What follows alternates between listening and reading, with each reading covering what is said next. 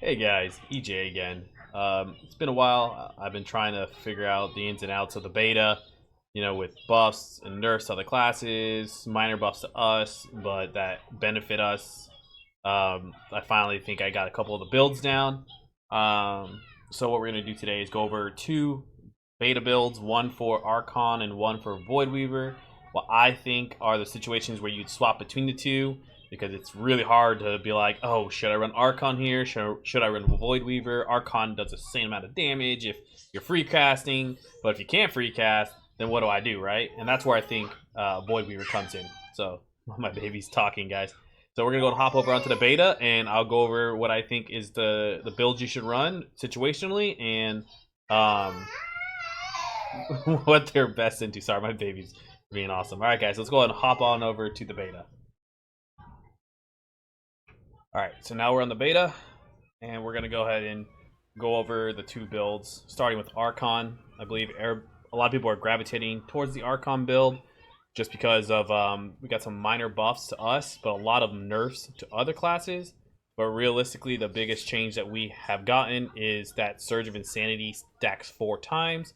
This extremely benefits the Archon build, because if you guys didn't know, you pop Halo, and every tick of Halo, it goes ahead and gives you a Mind Flay Insanity. So beforehand, you would get CC'd, and it would overticks before you could get your Insanity off, so you'd lose an extra stack of Mind Flay Insanity.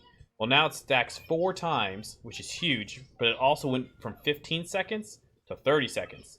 So if you get kicked, if you get CC'd, it doesn't even matter, because after all that's done, you now still have your 4 stacks if you're getting your damage out, and it just extremely benefits us now. So this is why I believe a lot of people are going to be going towards Archon, because it now allows you to not get punished for being Archon. You get kicked, you get CC'd, your damage is just so pumping.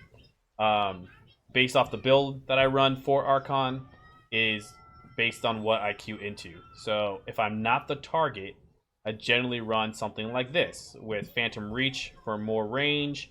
I drop Bulwark because I'm not the target. I keep Powered Life in order to off heal, because it does a lot. 1 mil minimum, 2 mil almost crits. Really good for keeping people alive. Mind Control to heal. Mental Agility if I need to Dispel or MD. And then Low Grip to help my teammate. Sometimes if it's a comp I'm not dispelling against, I'll get Body and Soul so I can move around, get CC better, throw it on my teammate, forgive them shields, stuff of that nature. If you need to get DKs out, a big thing versus DKs now is Purify Disease. Hardly are you going to run it, but you could, theoretically, instead of any of these others, to stop pressure. Now, if I am the kill target, this is generally what I will run. Bulwark for defensive. Now that manipulation is only 1 point, we have a spare point, so I generally will put this into Bulwark and not into Phantom Reach, because the targets are generally going me, which means they're in my range of 40 yards, so I don't have to as much worry about if they're outranging me. So I get Bulwark, and I get Spell Warding. So the reason this is so powerful is, let's say you take Protective Light. So you go down here, you have 2% damage reduction from Manipulation, 10% damage reduction from Fade, 10% damage reduction from Protective Light, and 3% magic damage reduction. Let's say you're fighting DKs, Demon Hunters, Rep Pallies, Double Caster. This is your best build into that. You just are really tanky. You have a passive, what is that?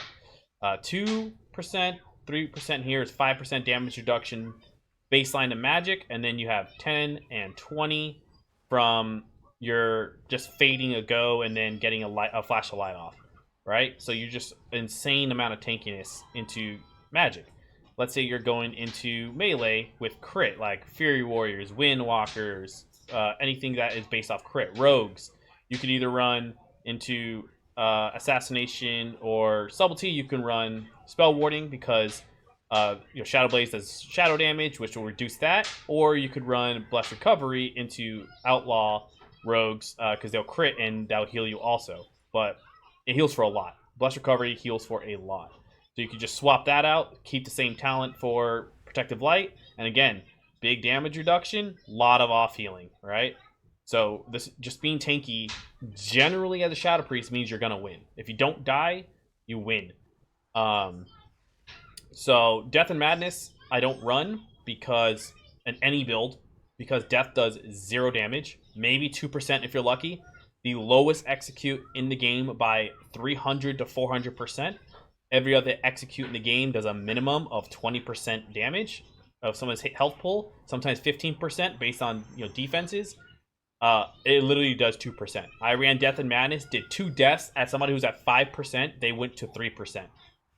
Just what I make it make sense. So I just don't run it. I feel like it's useless. It's not good. So got rid of that. But anyways, that's your defensive build. Into the Archon tree itself, I'm gonna go ahead and explain why it's so good. Not really much you can change out of it. The choice nodes are pretty much set in stone. So Halo, obviously, when you spec into it, you go down here, and they take an additional 2% damage every time they get hit by a Halo. So you already have insane burst through perfect form. When you're running Dark Ascension or Void form, you get an additional flat boost. So if you're running Dark Ascension, you get your 20% from Dark Ascension, and then a flat boost of 12% damage. I don't run Dark Ascension. Some people do for some reason. For the 1 minute go to buff maybe your apparitions or something. I don't know. I feel like a lot of the SPs I've been talking to also agree that running Void Eruption is better. It synergizes better because you have Void Bolts in between. You actually get the 20% increased damage while in Void form for perfected form. Because your Mind Blasts don't do anything. Your Deaths don't do anything. It buffs your Catharsis if you're in Dark Ascension, sure. And down here, when you consume a Shadowy Insight, you get an Apparition. But that's not that important. Like it doesn't justify going Dark Ascension to buff those abilities when they don't. 2 of the 3 don't do anything outside of your Catharsis, maybe. While Void form, you get a 20% buff from that, so you can say that's huge already. And you have Void Bolts, right? You get Void Bolts, which gives you more Apparitions, which gives you more Insanity to buff more Devouring Plagues. So overall, it just makes sense to go Void Eruption, and this buffs that. And then you get the 2% stacking here. So you get a lot of damage for just popping Halo and going into Void form. Then, like we said, Halo grants Surge of Insanity through Manifested Power. And then this is what makes it so strong. On top of that is it's nerfed by 50% in PvP. So I think it's only 30% the increase to your damage. That's still a 30% increase on top of 10% here, on top of 20% here. So it's just a lot of damage to your Mind Flay. And now that it stacks 4 times and is a 30-second cooldown, you get a lot of damage. But that also means you want to stay in Void form for as long as possible. So when you go to your choice nodes down here, I generally pick Sustained Potency, mainly because you get the extra 6 seconds, and then every time the Halo goes off, it stacks and keeps going, which gives you the extra 20% here and buffs your Mind Flay Insanity when you keep getting them while you're in Void form. So I like this a lot. The extra Psychic Scream, I actually don't know which one of these is good. I feel like you can't go wrong with a double Psychic Scream, so I just use that. You get a PI additional increase. I'm pretty sure. Is that nerfed already, or is that nerfed in PvP? I don't know if this is already nerfed by the 10%. I remember reading the patch notes, so someone let me know. But either way, you get an increase to your PI. That's all. Pretty OP. I think this will get nerfed again, just because I don't think we need 30% PI, personally. Love it. Think it's a little overpowered. And then Halo right here, when it reaches its maximum distance, it centers around you now. So you can move with it, right? So if you pop Halo, you can move and see how the Halo follows me. So it comes out and centers around me. So that's all that is. It seems like that's what it says. But let's see. That's just essentially the build. I think the increased duration to dispersion is better than Fortitude that can get purged. You can just heal more. And yeah, like I said, the Psychic Scream. So the other option here is you can go Halo for more damage. I think you get the actual damage of Halo is very low. It looks high every game if you guys are watching. And people I swear are like, this is OP, this is OP. Halo itself does maybe 200k to each target. That is very low. It's not gonna burst someone down. It's not gonna kill somebody. It's just pad. That's the best way I can think of explaining it. Don't count this to be your game-changing killing ability because it looks like really high on the streams you might be watching. It literally is just a pad ability. It's like a blade dance from a demon hunter that doesn't have that execute at the end. That's essentially all it is. It's just AoE pad damage. So. Or think like slappy hands from a DK. He's just hitting everybody for no real damage. But it does force healing on top of everything else, right? It's pad damage, so it still has to be healed. Everyone gets hit. It just means you're going to cause more people to use mana. But its main purpose is just to get you guys the manifested power. So, on the shadow side, when I'm in Archon, you don't really get that much value out of Void Torrent. So you could theoretically drop a Void Torrent, but I don't think that's the play. And the main reason I don't think that's the play is Void Torrent still hits for about 1 million and it generates insanity.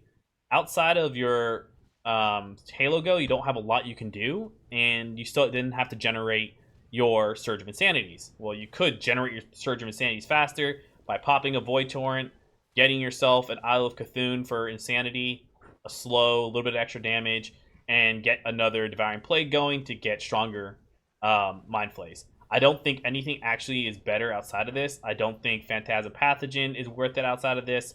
The only thing I could see you guys running is dropping these two talents, keeping baseline Void Torrent, and getting more procs out of Apparitions. That's the only real thing I think of value is worth here.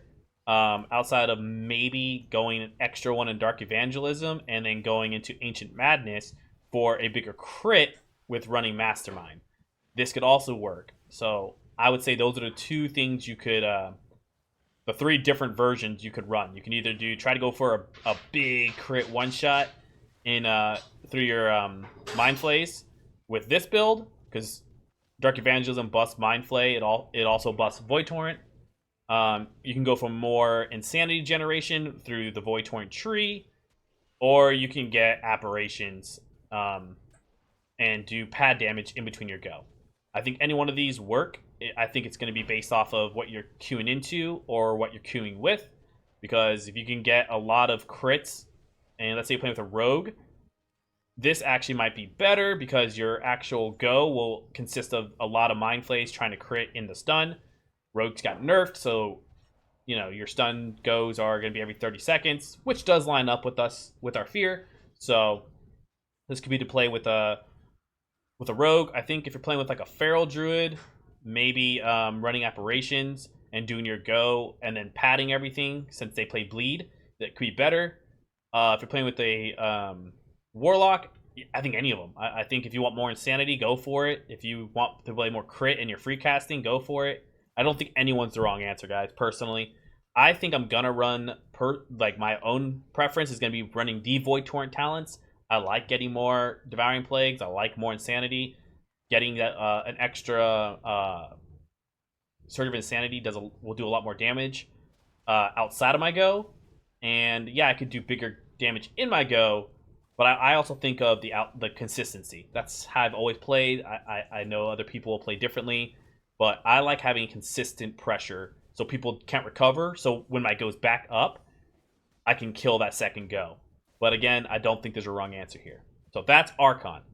I have a favorite personally. I like VoidWeaver better, but VoidWeaver has its niche where I think it's only really, really good if you're the target. I think this build is best when you're being targeted by double melee, because you can move on the go. So how I play, the trees are the same on the left side, right? On my on VoidWeaver, I play the same defensive / offensive build if I'm the target or not. On the right side, you want to go lower Void Torrent because it's based off of your Entropic Rifts. So you want to go the lower Void Torrent for this build. I do play Mastermind because your damage still is going to come from Mind Flays most of the time in between goes. And I like the 1 minute Mindbender for Void Wraith. Doesn't do the most damage, but it helps get Insanity, its range, and it does more damage when you start a go. So VoidWeaver is really good in setup comps also because it is all instant, so you can't get stopped out necessarily. Like, you don't have to channel your Void Torrent. You can just Void Torrent, drop the Void Torrent, and start spamming your Devouring Plagues. And Devouring Plague increases your rift damage, right? So I'll go over rotations and stuff. I just wanted to show you, but generally you just throw out when you're about to do a go, you can just throw out your Void Wraith, go into form, pop a Void Torrent, and then start spamming DPs. So, and you can't really get stopped, right? You have one real cast, and then you just start spamming damage with Void Bolts, Devouring Plagues, and then whatever Mind Flay Sanities you have. So the go is a lot easier to set up than Archon because there's less cast, and a lot of it's instant, and it does a lot of pad in between, right? So what do I mean by that? You have Entropic Rift, but outside of your go, you have Inner Quatus, which does all your dots, well, your main dot, Vampiric Touch and Shadow or Pain, do 20% additional damage. So you can start to rot people. Granted, our dots don't do a lot of damage, but they add up over time. Especially in Dampening or Soul Shuffle, right? So in Soul Shuffle, dots end up, they can't heal through it, so it's really good. 1 minute Void Wraith, very good. One thing I like about VoidWeaver, if you're the target, is if you're playing against casters, remember all that defensive stuff I told you, right? You have 3%, 2%, 10%, 10%. Well, you also get an additional 3% right here of magic damage. So this is even tankier into casters, right? You're a lot more tankier into casters with this build. Or if you're being trained by melee, right? You swap over to Blessed Recovery, you swap over to Void Leech. Every 2 seconds, you get 3% HP. This is really good if you're being trained. If you're playing like a hybrid comp and you're the target, drop this, grab yourself a Void Leech, and you are just super tanky, right? You're healing through Void Leech, you're healing through Blessed Recovery, you have Powered Life, you got a shield, damage reductions. Very, very tanky builds in the VoidWeaver tree. One good thing about VoidWeaver, like I said on the go, I want you guys to think about real quick, don't force yourself to cast the Void Blast. It does very little damage. Only cast it if you're able to. It's not a priority spell. Don't think of it as a priority spell. The best thing you can get with the Void Blast is get a Shadow Insight proc and then instant extend it. If not, Insanity's Mind Flay Insanity is a priority over it. I prefer the Void Torrent while moving talent over the slow, because everyone in the freaking game has mobility, so they're not going to sit in it if they're slowed anyways. You're most likely going to CC the end of your rift anyways, so they get hit by it. But this is just invaluable, right? Like, if you're getting trained, let's say you're putting out your dots, right, and you're getting trained, you can fade, run, Void Torrent, and just keep going. You don't have to stop. You can just keep running, right? Now the other, let's use my Mind Flay Insanity as a Void Torrent. The other option is you run, you cast, and you're sitting there channeling a Void Torrent, and then they're back on you, right? They're already back on you. The slow means nothing. You're sitting there. You're susceptible to getting kicked. You didn't create distance. Yes, I know people are gonna say it doesn't matter. They're gonna chase you. Yes, that's true, but it still creates the distance, and you can still kite. Creating distance, living longer is how you're going to win as a Shadow Priest. In the VoidWeaver build, I think this is just way better. Especially because everyone's going to be slowed anyways in some way, shape, or form. Even your Cthulhu generates a 30% slow, your Mind Flay, right? So you can throw the Mind Flay out there, it slows them, there you go. You get a slow anyways. And your teammate most likely will have a slow as well, right? A warrior is going to have a slow. A warlock's going to have a slow. A rogue's going to have a slow. Anything you play with is going to have a slow. Frost Mage is going to have a slow, which is God comp looks good. Arcane Mage looks good. You know what? See what I'm saying? Like, you don't need it. You're going to have one. Shadow Word Death, Devour Matter does absolute booty cheeks. I have Death a bajillion times, and shields, most shields in the game have 1,000,000 HP for other players. Around that, like really high levels of HP. Deafening is going to do nothing. It doesn't consume it unless it's a bug. It's not consuming it, and it does like maybe 300k damage. So you don't get the shield away anyways. You waste the global doing nothing. You could just dispel in that global. It's how I see it. I see it as a terrible PvP. It has done nothing for me, so I think it's bad. Void Heart's really good. Because when you throw out your Rift, you get to buff all your shadow spells. So you get to buff your Void Wraith, you get to buff your Torrent, you get to buff your Mind Flays, you get to buff your Dots. So everything gets buffed by 10%. So this is good. Works really well with Evangelism. So just another straight buff. I like that a lot with Intercoitus. And then what's really nice here is there's these two options: Void Blast, increasing your Entropic Rift, or Void Empowerment. You don't Void Blast. Like I said, you hardly are going to Void Blast in that 8-second window anyways. That free Mind Devourer, which gives you, it's down here, the free Mind Devourer, right? It gives you a 20% stronger Devouring Plague, and it's instant. So you instantly, every time you send your damage, you instantly get a free Devouring Plague that's 20% stronger, and that buffs your Rift, right? Every time you cast Devouring Plague, you buff your Rift, increasing its size and damage. So that alone, just automatic, straight damage, straight on hit. Devouring Plague hits for a truck. I like it a lot. So personally, I don't see an option running Darkened Horizon. So that's about it on that end. But that's the VoidWeaver build. On the right side, I pretty much keep it the same. I run the Void Torrent side because you want lower Void Torrent for your Rifts. My Mental Decay, 1 in Evangelism because it buffs your Mind Flay and your Void Torrent. Void Torrent itself does very little damage, even if you spec into Ire. And I don't believe you really care to do your Void Torrent damage as much in this build. Even though it could be nice, I think it's more important to get out your Rifts, make your Rift spam damage on with its ticks, get the free Devouring Plague. Don't really worry too much about the Ire to send your Rift. You could, realistically, you could spec into it to make it stronger. You could, I don't even know what you drop. You could, I guess, drop Mastermind for it and run that. You can run big torrents. I feel like a lot of people know if you're a VoidWeaver, they're going to kick the torrent. That's why I generally will cast it. If there's kicks up, I'll just juke it out of the way.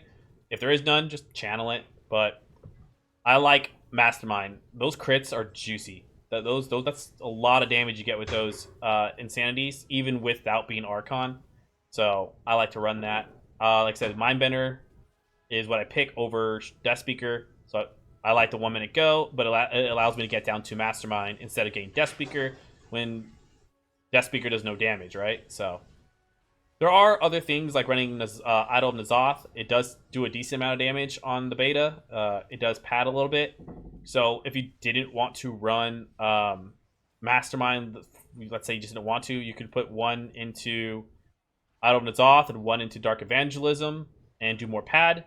I've seen people do this. I've done it myself. It does do a lot of pad damage to have the additional increase to all your dots and Mind Flays and Void Torrents. I've just gotten some crazy big Mind Flay crits. So I am a big fan of Mastermind. Personally, you could swap it up though with any of those 3 builds, and that's how VoidWeaver is. Now let's go into a quick rotation of first before that, PvP talents. I always run Psyfiend, I always run Phase Shift, and I always run Catharsis. If I'm not the target, I will drop Catharsis for either Mind Trauma or for Driven to Madness, just for the simple fact that I can either get... There's a lot of dot cleaves out there, a lot of warlocks. I can still tick down my Void Eruption. Or if you think you're playing with like an Aphilock or a Warlock and none of this really pertains to you, just get Mind Games. Mind Games doesn't do that much damage, but it's better than the other options if you're not being trained. And let's say you're going to go the healer all game. You can just throw out a Mind Games like before, throw out a Psyfiend, there you go. But I generally stick to these 3. Don't really change out of them as much. But you could, like I said, drop Catharsis for some other talents. Just keep that in mind. Rotation generally for the VoidWeaver is, since they buffed the Shadow Crash that follows you like a homing missile, I do run this almost 90% of my games now because it follows people now. So you can throw it, it'll follow them even if they use mobility. So what you're going to do generally is you're going to throw out your Shadow Crash, you're going to throw out your Void Wraith, and then you're going to go into Shadow form and then pop your Void Torrent, right? Right outside of Void Torrent, you're going to use Devouring Plague, and then you're going to get an Insanity out, another Devouring Plague, another Void Bolt, I got a Void Blast proc from my Shadowy Insight, and boom. That's all you do. At the end of your CC chain, at the end of your rotation, you throw out your Siphon. Why do you do that? So it doesn't get killed beforehand, and you can soak up a 50% huge heal like NS, like Lay on Hands, like another NS from the Shamans, whatever, right? You have the Druid NS and the Shaman NS. It will absorb a big heal if you use it at the end. If you tend to use it beforehand, it just gets killed before your CC chain is over, and you don't get that initial increase to your pressure. So try to keep in mind, after your stun, after your fear, if you get it off, after your silence, then send your Siphon. Don't do it beforehand or too early, okay? So that's generally how I will do a go in VoidWeaver. That's going to be your rotation. Only Void Blast, I would feel, if you have the globals for it, if you don't have any procs, if your Void Bolt's off cooldown, or let's just say you can guarantee to get it off, go ahead and throw it, right?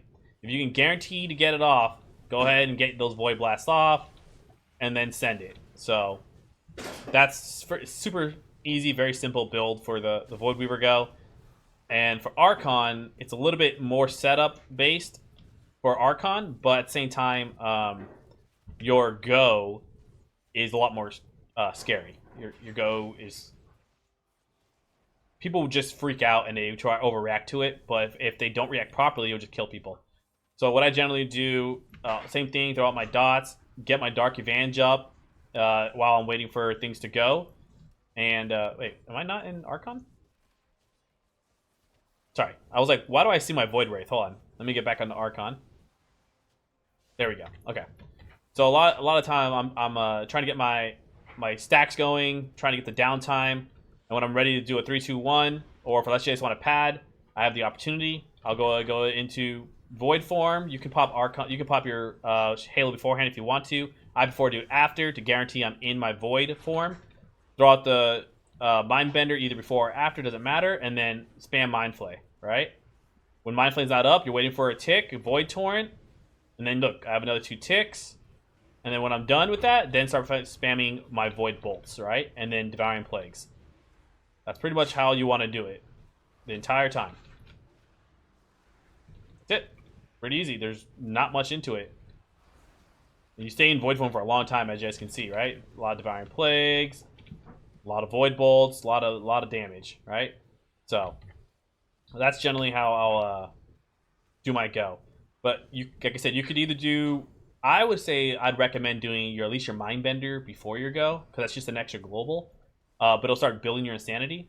So a better thing would be, like, as you're getting set up, getting your evangelisms going, you could either Void Torrent early for your evangelism stacks, or just wait till after all your go to send it. But throw out your Mindbender, and then again, I prefer to be in Void Eruption before I Halo, because if I get kicked, let's say I Halo and then I get kicked on Void form, then that's a global I'm down on, and then that's a Void form to get the big buff, and then I have to start casting my channels. So I just prefer it that way, just to make sure I'm inside of it, so I'm not wasting my Halo goes. But again, you can do it whatever is easiest for you. You can even LOS first, get off a Halo, and then go in, just so you have your stacks, because it does go to 30 seconds. I'm just giving you guys what I prefer to do, so there's no right or wrong answer. It's just a preference. However works for you guys. But it's super easy. Once you have everything off, you just got to start spamming Mindflay. Nothing else takes priority over Mindflay. If your dots fall, Shadow Crash, Mindflay. It's simple, guys, right? So Mindbender, Halo or Void Torrent, or Void Erupt, and then Mindflay. It's super easy. There's nothing else you have to worry about doing. It's a very linear, straightforward spec. The hardest part about it is that everything's a cast, right? That's the hardest part about it. So learn to juke, right? Learn to juke or go behind pillars, right? A good thing, like I said, you can just go behind a pillar, cast, come out, and then start casting however you guys feel like. It's just learn to juke is all I can tell you.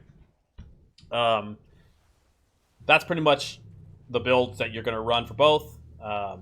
And for gear, I just want to let it known, I prefer this 2-set. You get... Like, when you get into Arena, it's only 1% increased damage for every Devouring Plague. I don't feel like that's worth all the stats you drop, right? For going 4-set. You actually get a lot more versed, and that increases more percent damage, I feel like, than having the 4-set, and you're tankier. And the 1% for Devouring Plague spam doesn't feel worth it to me to die faster. I just feel like it's not worth it. I prefer going 2-set just to increase Devouring Plague duration. It's more damage in the Devouring Plague on both specs, and you're tankier, and you get a lot more verse, which increases damage. So I'm going 2-set. Other than that, it's same thing as always. Try to go as much haste first as possible. Run Authority of the Depths as your enchant. It does a lot of dot damage. It's just a good amount of dot damage to have additional just for a simple weapon enchant. It might get nerfed, it might not. Don't know yet. But it's the same as always. Go haste first. I'm going 2-set, and I'm going these haste verse gems. Make sure you get a precog gem also, because precog is a thing, but it's as a gem now, as you can see right there. What's it called? Cognitive Bloodstone. Make sure you grab that. And that's about it, guys. If you have any questions, feel free to leave a comment. I know my guides get a little lengthy, but I try to give you guys all the options and my thought processes on them. So it's not just a run this, run that, game over type thing. And I'll keep doing some testing. I do feel like Shadow Priest is strong in the right circumstances, but I feel like in the majority of the top tiers, we are very easy to shut down still. So I am hoping for some changes.